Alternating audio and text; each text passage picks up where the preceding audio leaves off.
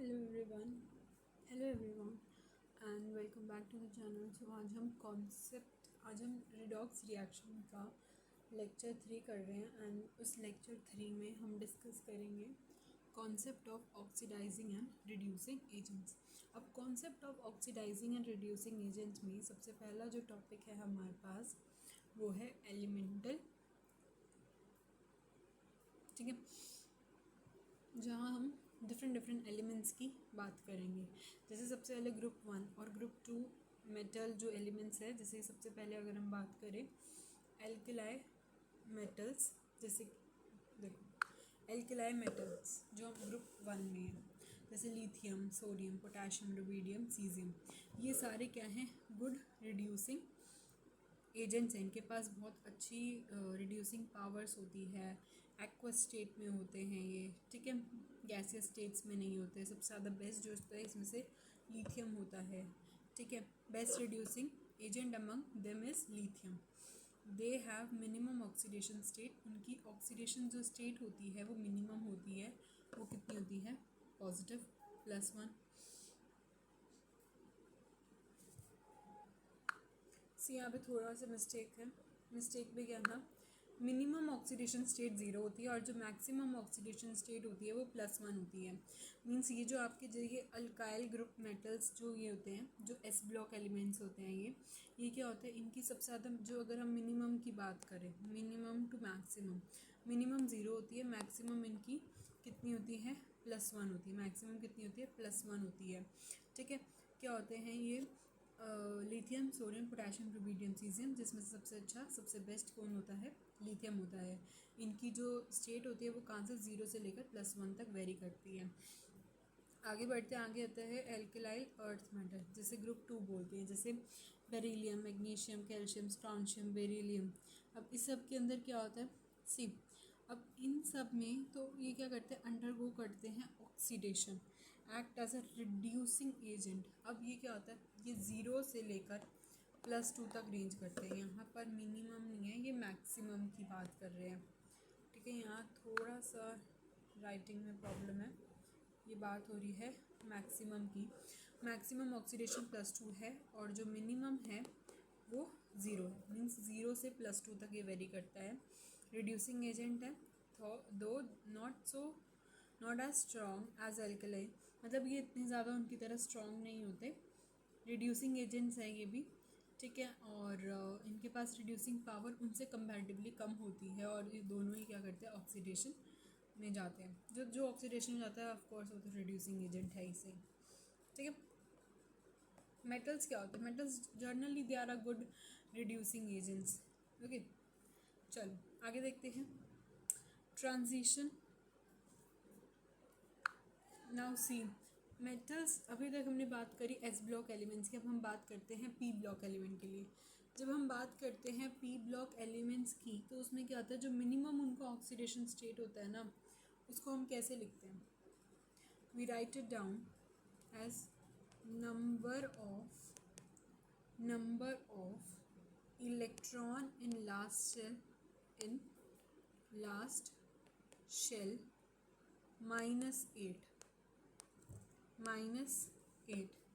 अगर हमें क्या फाइंड आउट करना है? मिनिमम ऑक्सीडेशन स्टेट देखने की किसकी कितनी कम ऑक्सीडेशन स्टेट हो सकती है, तो हमारे पास एकमात्र फॉर्मूला है, वो है नंबर ऑफ़ इलेक्ट्रॉन्स। देखो लास्ट सेल में कितने हैं, उसमें से 8 को माइनस कर दो और मैक्सिमम कितने होंगे? मैक्सिमम तो यही है।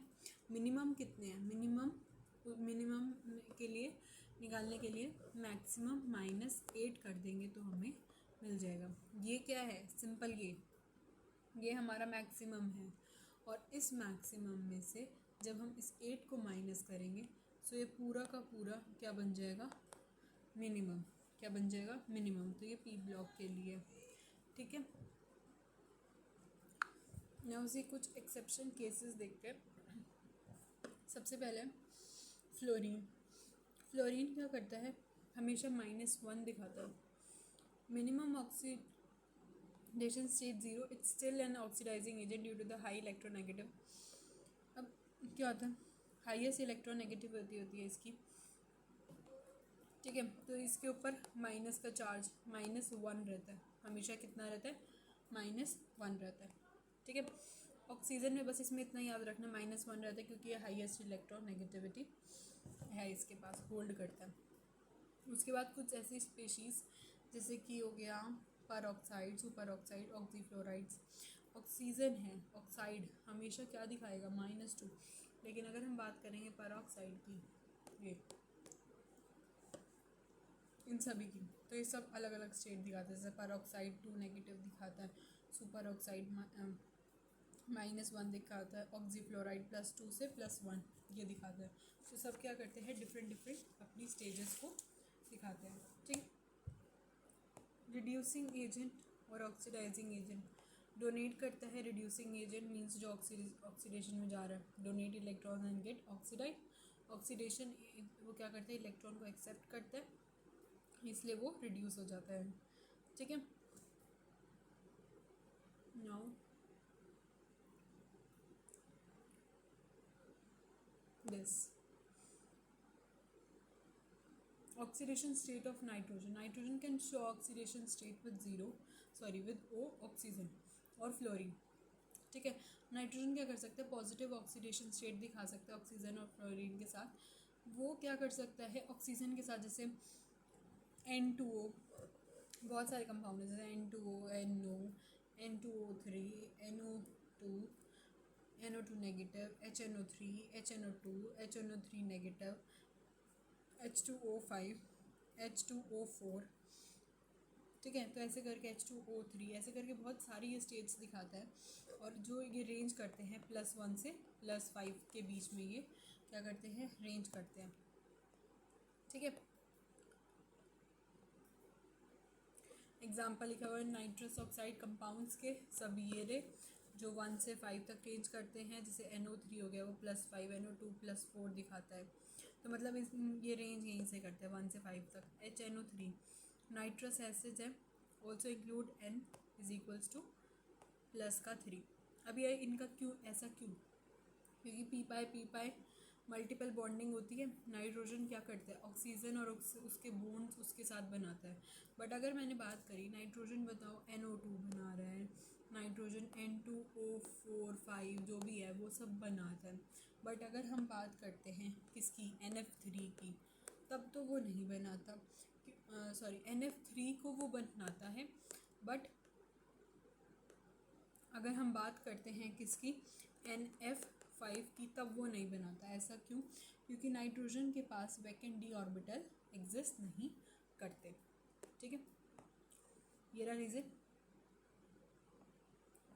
उसके बाद आता है हमारे पास नाइट्रोजन की जो मैक्सिमम ऑक्सीडेशन नंबर है वो है +5। मिनिमम कितना है, मिनिमम है 5 में से +5 जो इसका मैक्सिमम है उसमें से 8 माइनस कर दो, -3, ये इसका मिनिमम है। यही फॉर्मूला हमने पढ़ा था। अब आगे देखो, जैसे कि मैंने बात करी अमोनिया की, अमोनिया के ऊपर -3 आता है क्योंकि उसकी वो क्या है, मिनिमम ऑक्सीडेशन नंबर है। ये अंडरगो कर सकती है सिर्फ और सिर्फ ऑक्सीडेशन, रिड्यूसिंग एजेंट की तरह ये एक्ट करती है। HNO3 नाइट्रिक एसिड +5 होता है, मैक्सिमम ऑक्सीडेशन स्टेट है, can undergoes reduction only, can act as oxidising agent. ये क्या कर सकता है, एक्ट कैसे कर सकता है, ऑक्सीडाइजेशन की तरह। ये वाला ऑक्सीडेशन हो सकता है और रिड्यूसिंग एजेंट की तरह काम करता है ये, और ये करता है रिडक्शन और ऑक्सीडाइजिंग एजेंट की तरह ये काम करता है। ठीक है। अब HNO3 नाइट्रस इसकी बात करते हैं, ये दोनों की तरह काम करता है, रिडॉक्स की तरह। ठीक है। इंटरमीडिएट ऑक्सीडेशन स्टेट को भी ये फॉलो अप करता है। ठीक है, इतना समझ में आया। इसी बेसिस पे बहुत सारे डिफरेंट जो है क्वेश्चन हमसे पूछे जाते हैं। बट पहले इसका टेबल देख लेते हैं। NH3 -3 चार्ज आता है ऑक्सीडेशन और रिडक्शन पे जाता है। ये HNO3 +5 रिडक्शन ऑक्सीडेशन एजेंट, ये जो होता है ना, ये दोनों होते हैं। अब ऐसे ही करके एक क्वेश्चन हमसे जो एग्ज़ाम्स में पूछा जाता है वो क्या क्वेश्चन है, देखो। एक है आपके पास I2, एक है I2, ठीक है, एक है HiO4, एक है I-, एक है H2O2। ठीक है। अब H2O2 पे क्या आता है, -1 चार्ज आता है, ठीक है। अब ये जो होता है इस पे 0 होता है, इस पे +7 होता है, इस पे -1 होता है। अब इधर जो ये है 0 पे ये दोनों पे आ सकता है, बढ़ भी सकता है और वहाँ से ये चीज़ कम भी हो सकती है। HiO4 में ये क्या होता है, ऑक्सीडेशन में होता है, क्योंकि पहले ही उसने क्या किया होता है, मैक्सिमम अटेन किया होता है। इधर मिनिमम अटेन कर रखा है, तो क्या पता यहाँ से बढ़ेगा, कम तो नहीं होएगा, ठीक है। अब ये दो स्टेट में मिलेगा, एक -2 और एक 0, तो ये भी दोनों में ही जा सकता है, ठीक है। एक ये क्वेश्चन। दूसरा क्वेश्चन है, जैसे आपके पास एक H2S है, एक H2SO4 है, एक SO2 है, एक SO3 है, ठीक है। यहाँ -2 है, यहाँ +6 है, यहाँ +4 है, यहाँ भी +6 है, ठीक है। अब ये देखो ये सब है। अब यहाँ पर ये किस में जाता है, रिड्यूसिंग, ये जाता है ऑक्सीडेशन में, ये दोनों में ही जाएगा, और ये जाएगा किस में, ऑक्सीडेशन में, क्योंकि यहाँ +6 है, ये +4 है, ये +6 है, ये -2 है, ठीक है। इतनी बात समझ में आई। फ्लोरीन हमेशा फ्लोरीन के ऊपर -1 ही आएगा, और आप बात करोगे Mn की, मैंगनीज की, तो उसके ऊपर मैक्सिमम वो कितना 7 अटेन करती है, और ये यहाँ पर लिखा भी हुआ है, ठीक है। So this was all about lecture 3। अब हम लेक्चर 4 में आगे का डिस्कस करेंगे, जो इसका आगे का टॉपिक रह गया, एक लास्ट टॉपिक है बस, उसे हम डिस्कस करेंगे। Okay, we are left with one more topic, I think so, but we have not written. ये एक रह गया, ओके चलो, जाने से पहले एक और हो ही जाएगा। देखो, डिस्प्लेसमेंट रिएक्शन, बस ये लास्ट टॉपिक कर लो इस रिकॉर्डिंग में, डिस्प्लेसमेंट रिएक्शन, फिर उसके बाद हम दूसरी रिकॉर्डिंग में ही मिलेंगे, ठीक है। डिस्प्लेसमेंट रिएक्शन में क्या होता है, मेटल डिस्प्लेसमेंट के बारे में तो पढ़ा ही होगा क्लास 10th में। तो उसके अंदर क्या होता है, जैसे आपके पास Zn है और साथ में क्या है, Ag2SO4, ठीक है। क्या मिलकर बनाएगा, ZnSO4 प्लस 2 Ag बनाएगा। अब यहाँ पे देखो, Zn के पास क्या है, 0, Ag के पास क्या है, +1, ZnSO4 के पास कितना है, +2, SO4 के पास -2 होता है, तो Zn के पास +2 हो गया, और Ag तो न्यूट्रल उसमें ही आ जाएगा, तो 0 हो जाएगा इसका। अब यहाँ से देखो, Zn यहाँ पर बढ़ रहा है तो ऑक्सीडेशन, यहाँ पर ये कम हो रहा है तो रिडक्शन, रिडॉक्स तो हो गया, ठीक है। अब हम इसे क्या कर सकते हैं, जो जिंक होता है ना, वो क्या होता है, बेटर।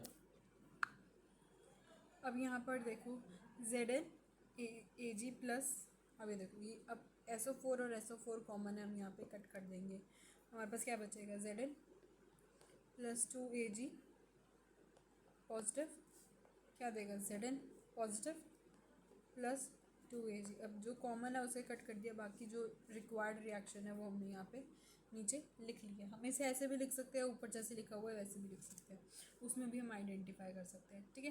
तो जिंक क्या होता है, जिंक एक बेटर रिड्यूसिंग, इन दोनों में से आप कुछ भी लिख सकते हो। जिंक एक बेटर रिड्यूसिंग एजेंट होता है देन सिल्वर। जिंक क्या होता है, ये लाइन यहाँ लिख दे, जिंक बेटर रिड्यूसिंग एजेंट होता है किससे, अभी ग्रेटर का साइन है, बट समझ जाओ कि ये क्या है, बेटर रिड्यूसिंग एजेंट, ठीक है। अब उसके बाद देखो, एक इस पे एक जेई लेवल का एक क्वेश्चन है। क्वेश्चन क्या है, देखो क्वेश्चन, देखो क्वेश्चन है, एक आपके पास X है, एक आपके पास YCl2 है, ठीक है। आपने इसे कंबाइन किया,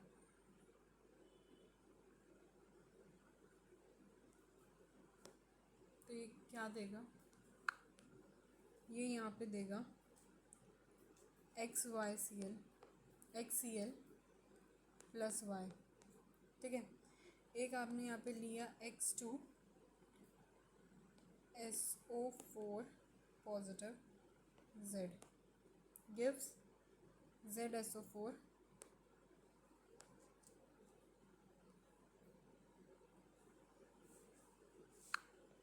ठीक है प्लस X। अब दूसरा है ZNO3 whole twice plus Y gives no reaction, ठीक है। अब इसमें क्या है, यहाँ पर ऊपर देखोगे तो X जो है वो Y से ज़्यादा रिएक्टिव है। ये अब हमें खुद निकालना है, X क्या है Y से ज़्यादा रिएक्टिव है। क्यों? क्योंकि यहाँ पे X 0 वाली स्टेट में था, यहाँ X +1 की स्टेट में, यहाँ पे क्या हो गया, ऑक्सीडेशन हो गया, ठीक है। यहाँ पर ये +2 की स्टेट में था Y, यहाँ 0 की स्टेट में चला गया, तो यहाँ पर क्या हो गया, रिडक्शन हो गया। तो इससे साफ साफ पता लगता है X किसके X बड़ा है Y से। अब इधर देखो सेकंड में, यहाँ पर ये पॉजिटिव का 1 था, ठीक है, यहाँ 0 था, यहाँ +2 था, यहाँ 0 था। अब इससे पता लगेगा क्या कि Z जो है बड़ा है किससे, X से, ठीक है। अब उसके बाद देखो थर्ड में क्या देखेंगे, Y 0, ठीक है। अब जब Y 0 है तो इसका क्या मतलब है, Z बड़ा है Y से। तो अब इन तीन से क्या बात यहाँ पे क्या conclude, what you can conclude from here that Z is greater than X and X is greater than Y. So you have to arrange X, Y, Z according to the terms of reducing power, ठीक है। Reducing power के according आपको arrange करना था। तो this is how you arrange this question. ये question पूछा गया है एक बारी एंड चांसेस आ सकता है या इसके साथ मिलता जुलता कोई भी पूछ सकते हैं। So you never know anything, so you can try this question out. And ये लेक्चर 3 यहीं पे ही समाप्त होता है। इसके बाद हम लेक्चर 4 पे बढ़ेंगे आगे, और lecture 4 I think would be the last recording of this chapter. Till then, take care and bye bye.